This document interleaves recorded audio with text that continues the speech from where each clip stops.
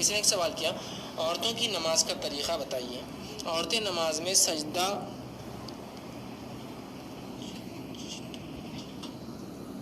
چپٹا کر کرتی ہے، چپکا کر کرتی ہے، اس کو کر سکتی ہے کیا؟ اور رفع دین کرنا فرض ہے کیا؟ دو سوالوں نے کیے۔ تو دیکھیے، عورتوں کی نماز اور مردوں کی نماز میں شریعتاً کوئی فرق نہیں ہے۔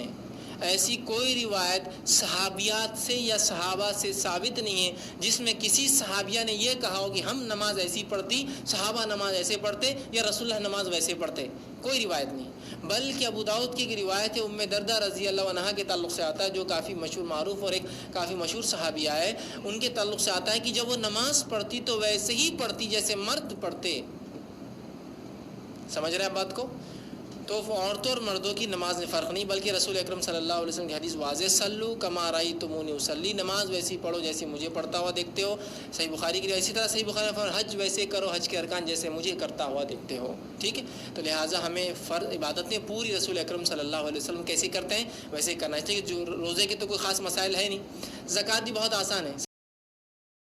اور دوسری نماز ہے، ٹھیک ہے؟ تو ویسے کرنا جیسے رسول اکرم صلی اللہ علیہ وسلم کو پڑھتے ہوئے دیکھا گیا ہے، یاد رکھیے۔ اور صحابہ کی گواہیاں ہمارے پاس بہت ساری موجود ہے کہ آپ صلی اللہ علیہ وسلم کیسی پڑھتے تھے۔ تو عورتوں اور مردوں کے نماز میں فرق نہیں ہے، لیکن اگر کوئی کہے کہ آج کے زمانے میں کیسا کرے، تو میں مردوں کو یہ مشورہ دیتا ہوں کہ آپ عورتوں کی جیسی نماز پڑھیے۔ وہ زیادہ سنت سے قریب پڑتی ہے، ہاتھ سینے پر باندھتی ہے، پہلا قاعدہ سیدھا کرتی ہے، دوسرے قاعدے میں تورک کرتی ہے، پیر نیچے سے ڈالتی ہے، تو ان کی نماز زیادہ قریب ہے سنت سے بنسبت مردوں کی، یاد رکھی، ٹھیک۔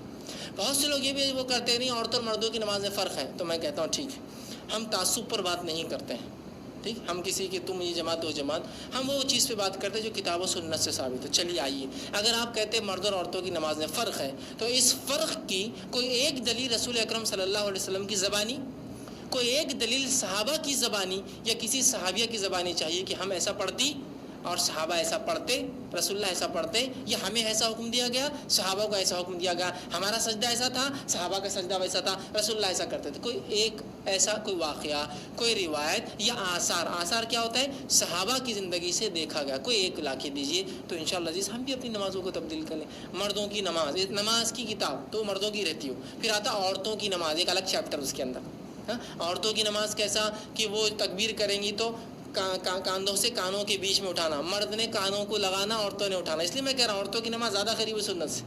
کانوں کو لگانا سنت سے ثابت نہیں ہے ہاتھ نماز میں۔ بہت سے لوگ اسٹائلش تھا یوں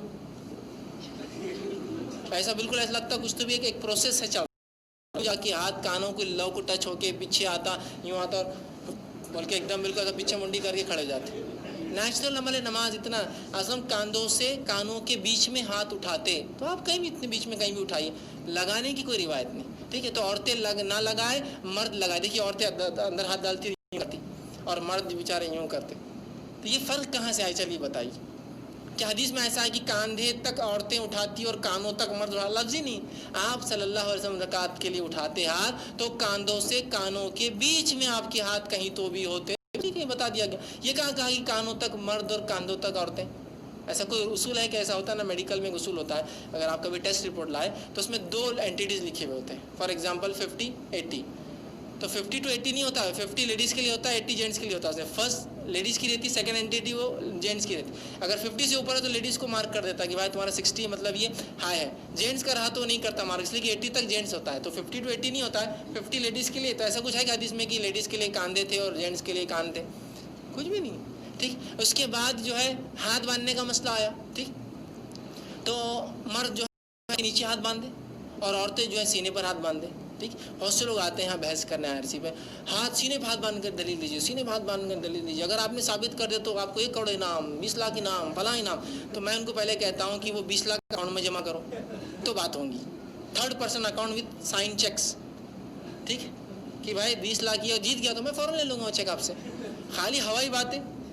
کہ 20 لاکھ اور 1 کروڑ، تو وہ جمع کرو تو آؤ، نہیں اچھا ٹھیک ہے تو پیسہ نہیں، تو پھر ٹھیک ہے بات کرو، پھر آگے کہ وہ ثابت کر دیجئے، تو ہم یہ کر دیں گے، ہم وہ کر دیں گے، ہم یہ کر دیں گے۔ میں پھر ان کو کہتا ہوں امی نماز کیسا پڑھتی ہے آپ کی؟